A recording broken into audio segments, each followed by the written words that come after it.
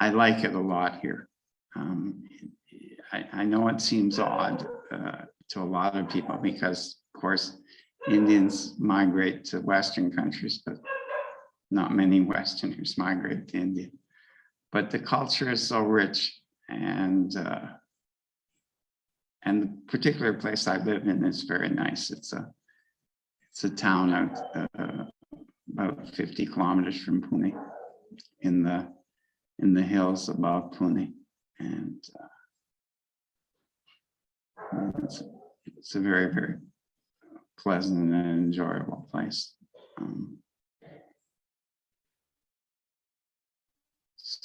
So, can you tell me what I came into Saj Yoga in Vancouver because I just sort of walked into it, you know, and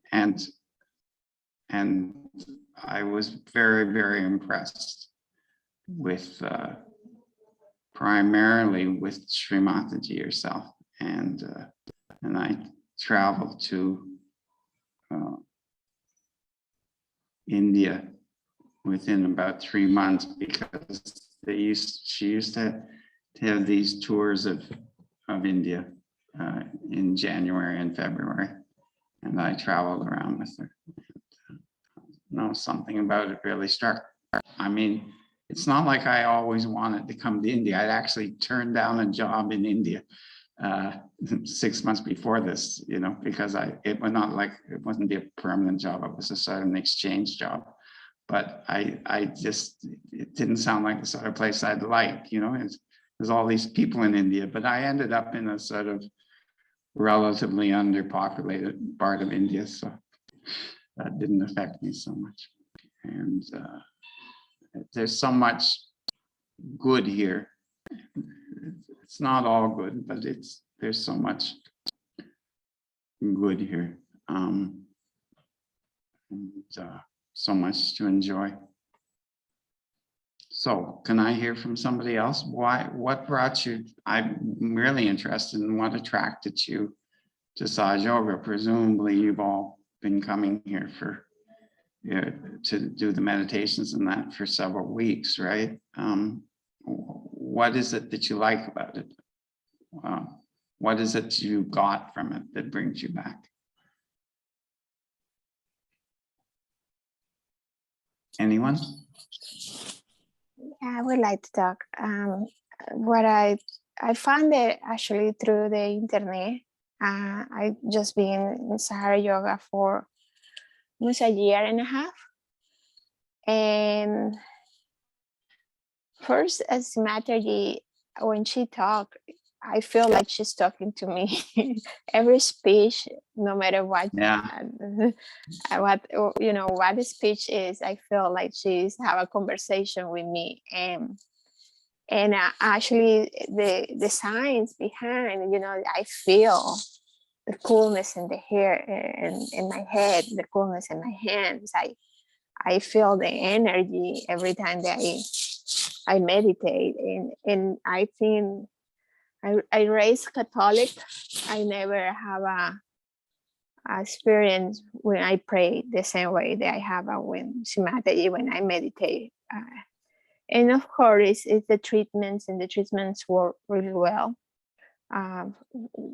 3 months ago, I was suffering with hot flashes for menopause, and I did a treatment with cold water for foot shock for a couple of continuous days, and immediately I can notice like change in the temperature in my body. So like it was just I don't know, it feel good. It's an integration, I think, and I like the collective. I really, you know, being the collective is feel a lot more. When I try to meditate, I meditate by myself, but when I in the collective, the energies feel stronger. Yeah, the whole is greater than the sum of the parts. Yeah. Yeah. Well, so thank you. It's true for all of us. I mean, I've been in for a long time, but at the same time, I really look forward to and enjoy collective meditations because it just seems to raise you up. It's true. Thank Where you are for. you? Yeah. I in Phoenix, Arizona. Oh yeah. So close. Sadly, yeah. Yeah. Thank you. Oh, It's a real experience. good. Is there anybody else? Sorry. Oh, yes. Thank you, Patrick and Karan. This was very beautiful. What attracts me to Sahaja Yoga is the self-realization, which I've always been seeking. And this method makes it very easy to access my spirit. But I have a question, if I may. The deities for each chakra, are they conceptual representations of the cosmic energy, or are they considered real deities? They're both. I mean, they are part of the cosmic energy. There's no doubt about that, right? I think it's it's a bit easier to understand in India. I give you an example. People worship all over the world. Early peoples worship rivers, right? Was the deity in the river? Or was the deity the river? Because rivers gave sustenance, they gave transportation and communication. They, I mean, all the essentials were in rivers, you see. So if you think of the whole universe, everything, as having a consciousness that going through it,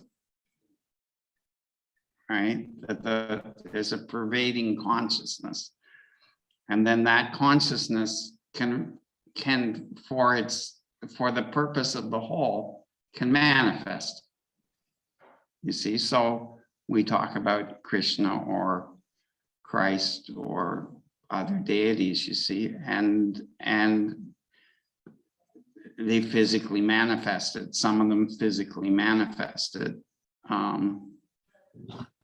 But in what they are within us is that quality in us, right? But it's a complex quality. It's not just an abstract idea, right? So it has something of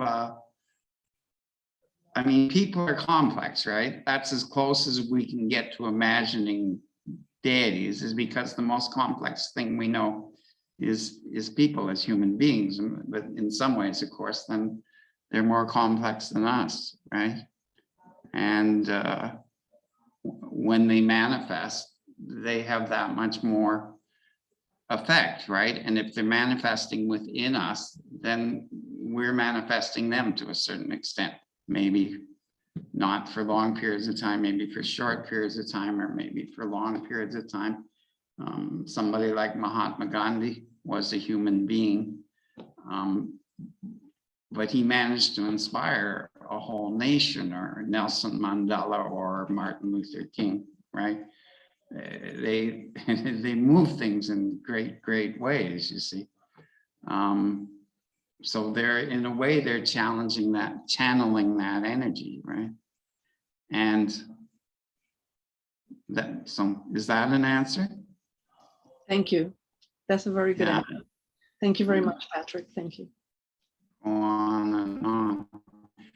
I think if you look at cultures like India, or maybe even like Native American cultures, or any culture that's more in contact with the land and everything like that, then they don't distinguish so much between what's outside and what's inside. You're just there. I mean, you're all just part of the same thing, you see. like that. And there's a certain, it's, you know, there's a certain, what would you say, science that's been applied here to identify, like the people who write the ragas, they can feel the different vibrations that are gonna manifest more on certain chakras. But it's still just being in touch, I think. Thank you. Sure. Where are you from? Matty? Yes, I currently reside in New Jersey. I am from New York City, but originally from Cuba via New York, and now in central New Jersey. And we're having a hurricane passing through. Yeah, yeah. Yeah, But- I've been watching it develop on the weather channels. Yeah. Yeah, but we're okay. Yeah. Well, that's good. Yeah. There's a deity of Mother Nature at work. Yeah, I mean, always at work, right? I mean, just always at work. Yeah. All right. Is there anybody else who'd like to? Hi, I have my hand raised, I think. How are you? Can you see me? Yeah, I'm really incompetent at this, so. No, Go you're ahead. good. You're good. No, but I'm Namdayana, technically incompetent. you technically challenged? Yeah. Seriously, Not seriously. in the Saha Yoga department. You're very good at that. So I was listening to you, and it's just the second time I think you lead a session, and you make me think a lot about how I feel about Saha Yoga, about what you said, because the way you describe India, you know, this beautiful place, but yet not perfect.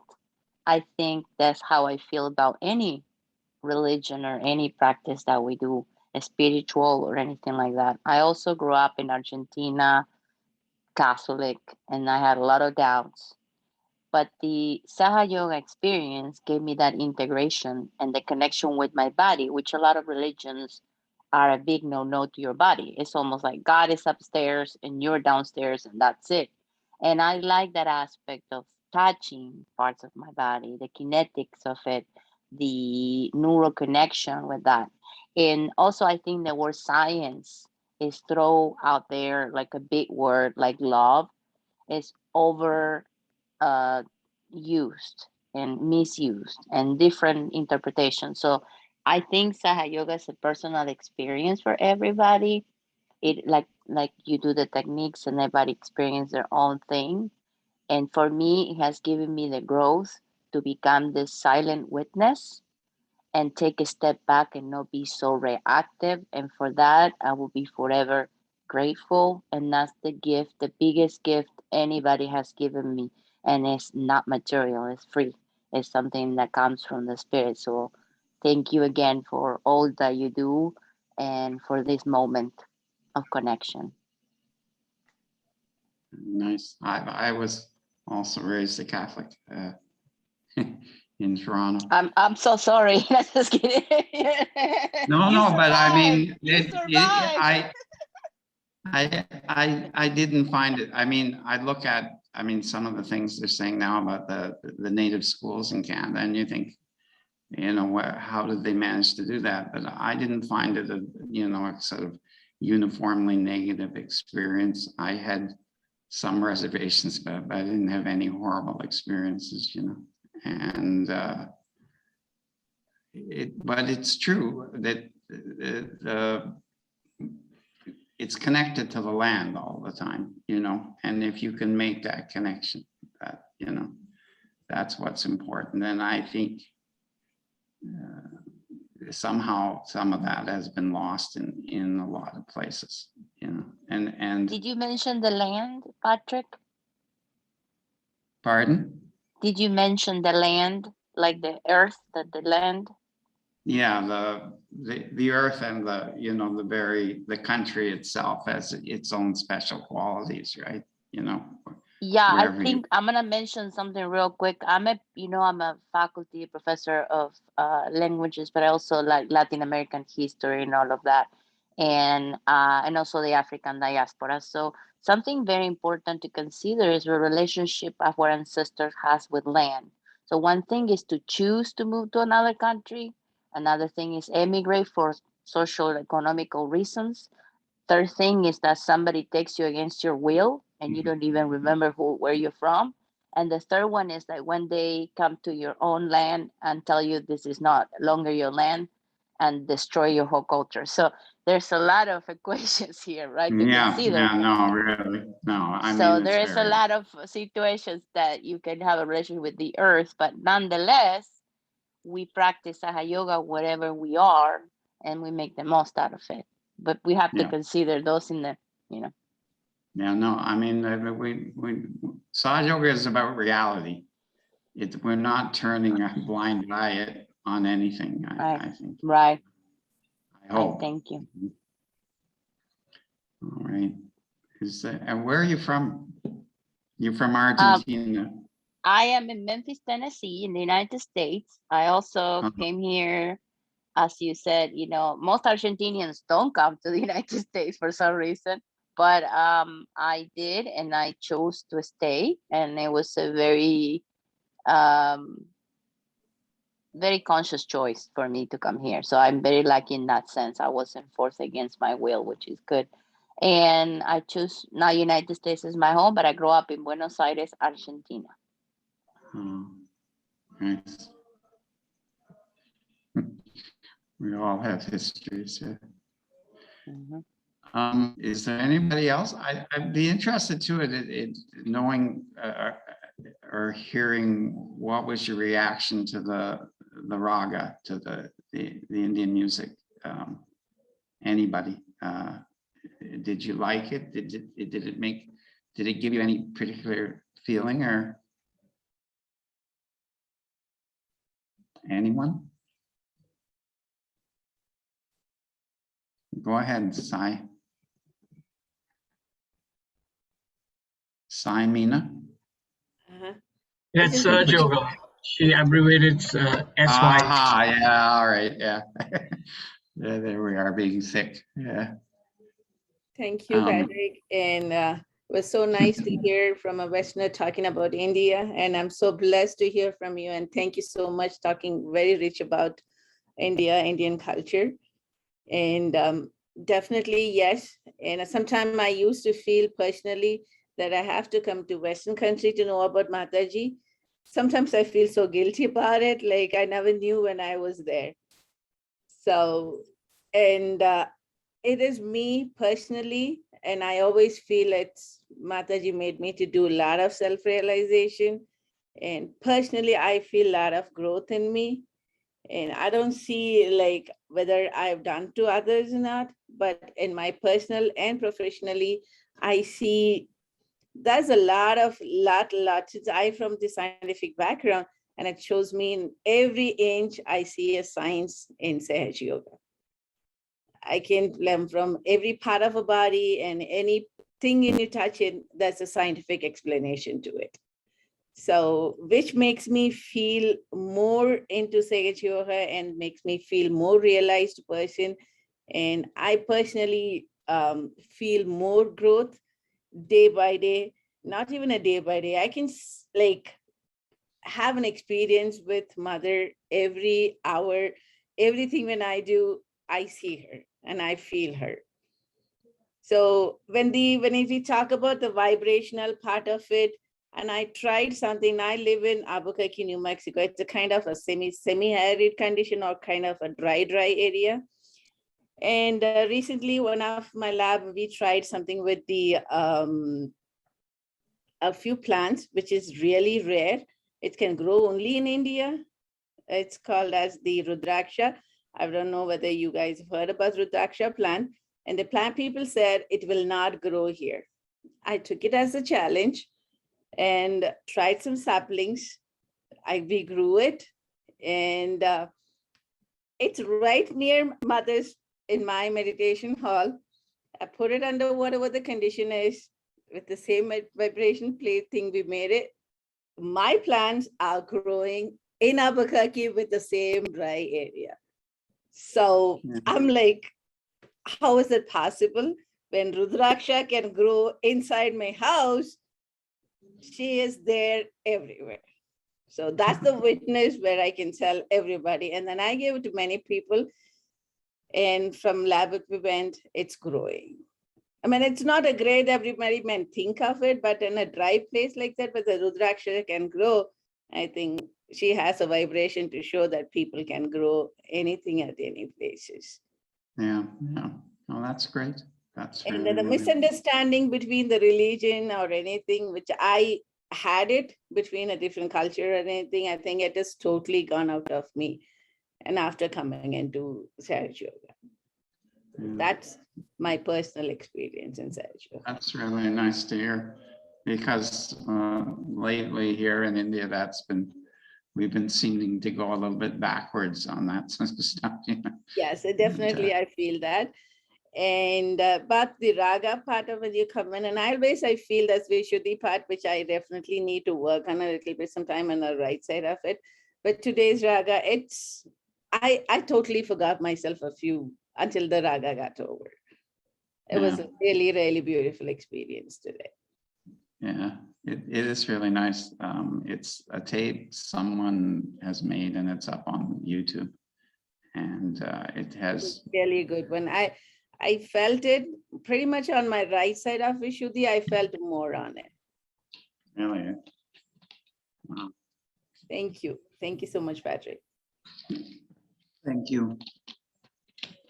There's still a lot of people out there, and I'd still like to hear from you if you're interested in talking. Are you not interested in talking?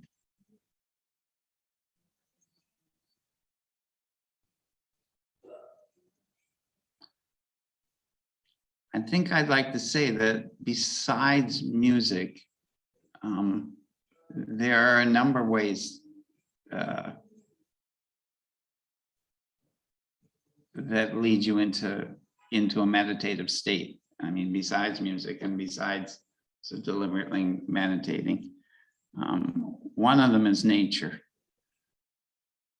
If you can get to a really nice natural place and sit there and just enjoy it. And sometimes it's just a matter of looking out your window and seeing something out there, a bird or a tree or something, you see, and it gets you in contact. And one of the things, you feel in meditation is the connection with people. You can also feel the connection with, or you can feel the connection with music. You can feel the connection with nature and what's around you, leading you towards thoughtlessness and enjoying. I mean, one of the really important things about whatever you do is you should enjoy it. It's not the same sort of sense of as having fun, right? But you should enjoy it, right? It should be something that you like doing, and meditating or whatever it is you like to do. You tend to get lost in it, right? You tend to really get into it, and that becomes easier once your Kundalini is awake, and once you've got the connection, it becomes easier. Art is also, if you enjoy looking at art, it works very well. Any creativity means actually painting or writing or playing an instrument or singing, or that's very sahaj in its essence, because you're expressing, right? Provided it's not coming from someplace else, but because you're awakened souls now, because you have your realization, then you can get in touch with that within yourself.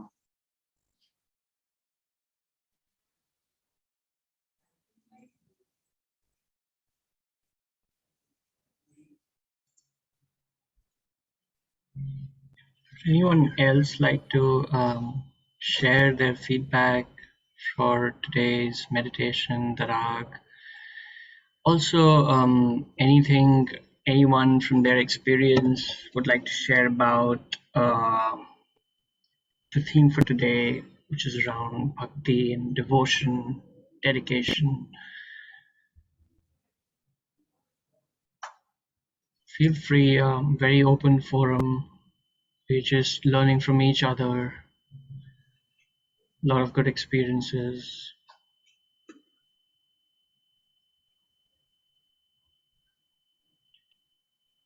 Just unmute yourself and go.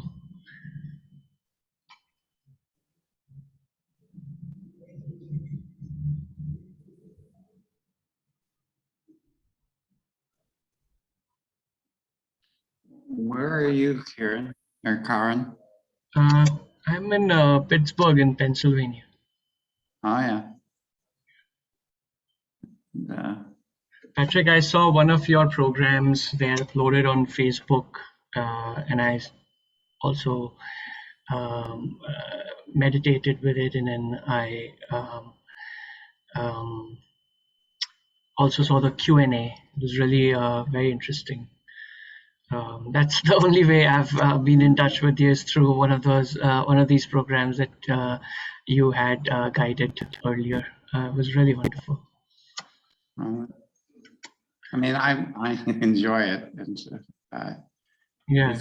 it's people keep saying thank you, and I'm thinking, well, it's not like that, you know. You don't say thank you to your friends when you get together, you know? And Yeah, it yeah, is. just, We may not know each other, but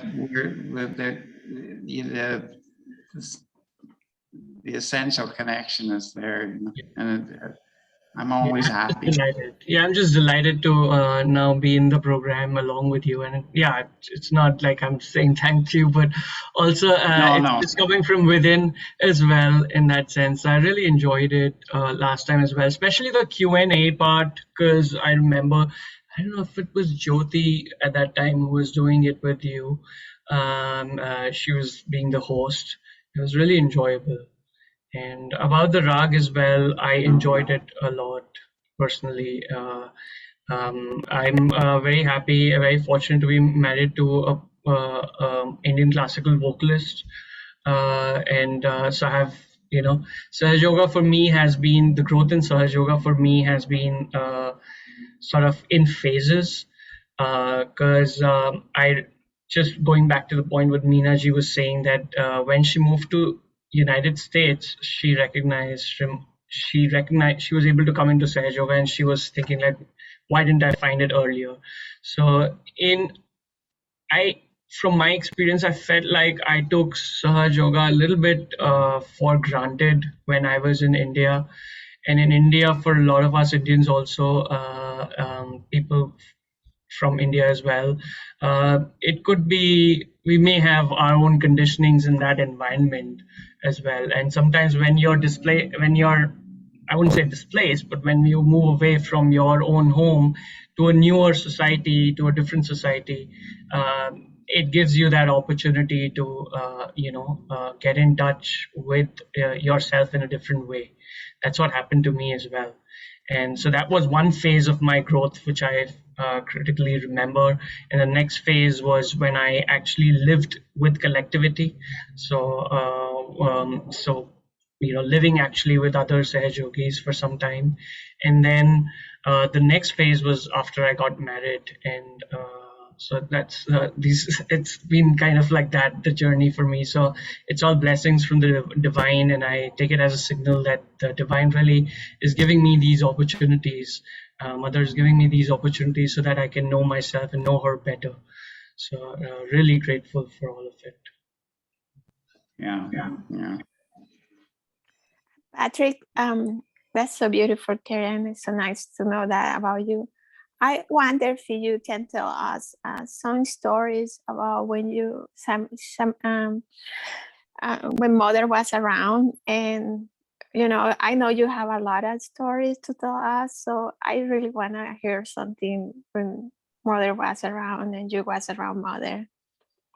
I'm sorry. Yes, please. Yeah. Yeah, you was with her when she was around, so I know she's around us now, but you know, that's where we great to hear your stories. Mm. Mm. When I was getting married, when my marriage was fixed, right? It was fixed 1 year, and then I came over again the next year.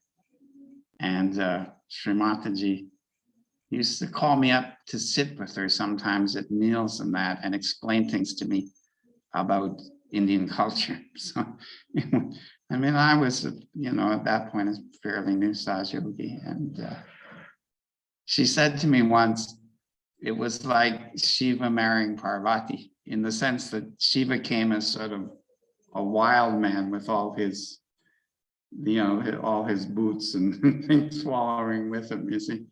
And Parvati was from a very, you know, cultured sort of background, you see.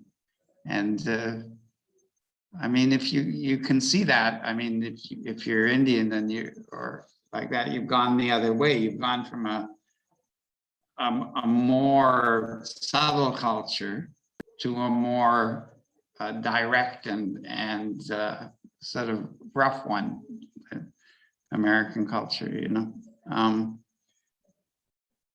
But she was always, you know, very positive and understanding and supportive of everybody. You know, she would say things to you, but it would be to sort of sometimes to wake you up, right? But it was always, you know, there was always tremendous support. I was watching the other day, I hadn't realized this existed, but Srimati came to Vancouver in 1981, right? And she gave a public program there, and she gave an interview on the radio. And I wasn't even in Vancouver at this point, right? I was just completing a job in Winnipeg, and I only accidentally went to Vancouver. I just, not accidentally, almost sahaj. I just decided I'd gone to Winnipeg to do this job. They're supposed to give me a plane ticket home, and Winnipeg's about halfway between Toronto and Vancouver. So I said, "Oh, give me a ticket to Vancouver," and they did. And I got there, and I decided to stay there. And then I met these two fellows who were starting up a house. And then, you know, a group house, a cooperative house, right? And we decided that I would move in. And then this, the next person to come in was this woman, young woman, from Australia, whom Srimataji had sent over to do the follow-up programs for Saj Yoga, right? And so we became Saj Yogis because we met her, you know, and I actually was going around helping her to prepare for the first program.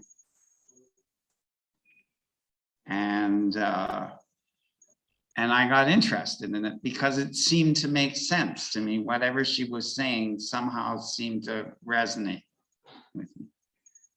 And I went to the program, and there were about 30 or 40 people there. And she was, she hadn't expected so many, right? And so in those days, what happened was we would do like we just did now, some, you know, a short, you know, like you did on your first, when you came for the first time, if you've come recently, you know, where they give you a quick sort of run through a few of the chakras to try and get your kundalini will rise, right? In fact, it's often already risen by the time we do that, right?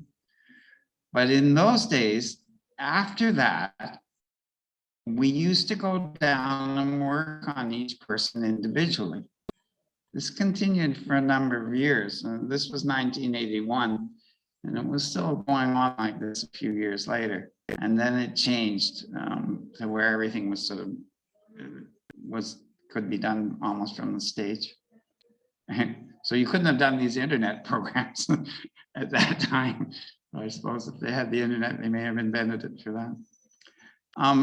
So Barbara was the name of the woman. She, the Saj Yogini, she turned to me and said, "This is too much. I can't do it all by myself. You have to help me." And I hadn't actually got my realization. I mean, officially got my realization. But I said, all right, you see, and what do I do? And there was the chakra chart was there. And of course it had the picture of the hand and the chakras on each finger, right? So she said, just see what's catching and work on that, you see. And I was sure it wasn't going to work because I'd been to different programs at different times and I'd never had any experience at all. You know, I didn't go to these programs out of a habit, but people I knew would drag me along or something like this. And I never had any experience like this at all. And then, but there it was working. I could feel it in my fingers. And when I gave the vibrations to the individual chakra, I mean, if you stand behind someone, you can sometimes see the Kundalini actually moving up the chakras, right? And so I could see it moving in some cases or pulsating, you know, it would pulsate at the level of the heart or at the level of the Vishuddhi. I was just stunned. And then we had the program, and so then we went back to the house, and she gave me this photo of Sri Mataji, and they told us to meditate, right? And I sat with the photo, and it wasn't the standard, you know, it wasn't this photo that we used. It was a different one. And it showed Sri Mataji with a sort of sari over her head, and she was in blue and rose colored, whatever she was wearing, like this. And those are the colors of the Blessed Virgin Mary, you see. And I had been a bhakt of Mary all my life. And I mean, although I was no longer a member of any church or anything like that, I still had this great. And when I looked at the photo of Sri Mataji, I realized this is Mary.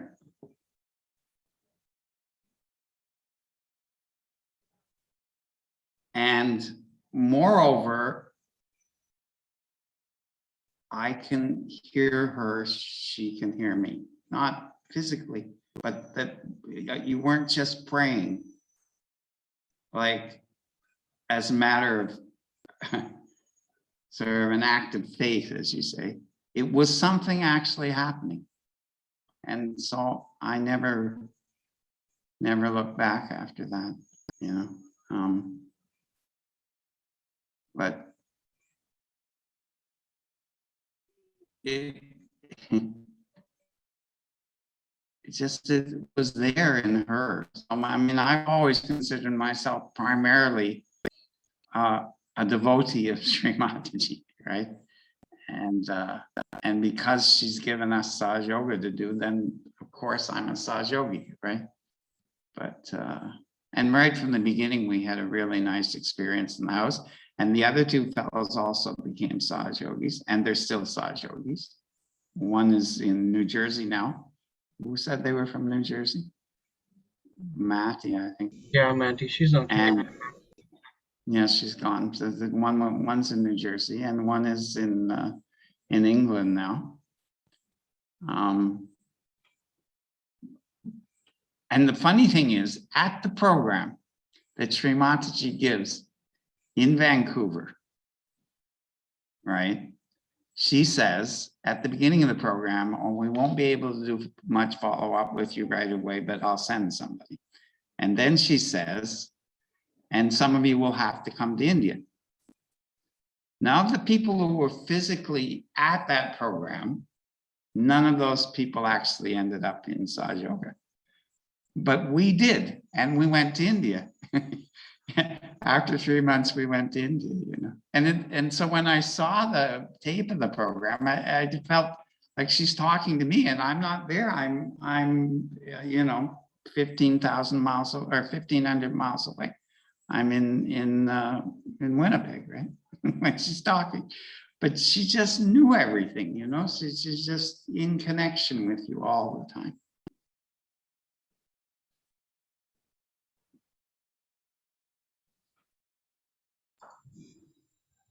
Wonderful.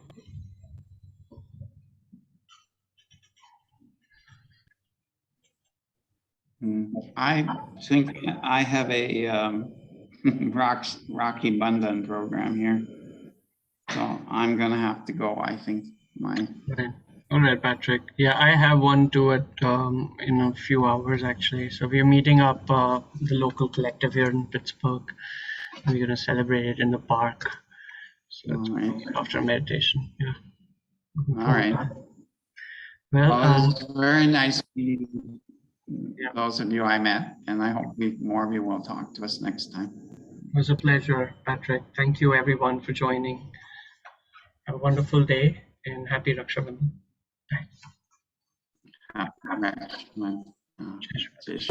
Thank you. Bye-bye. Bye. Bye.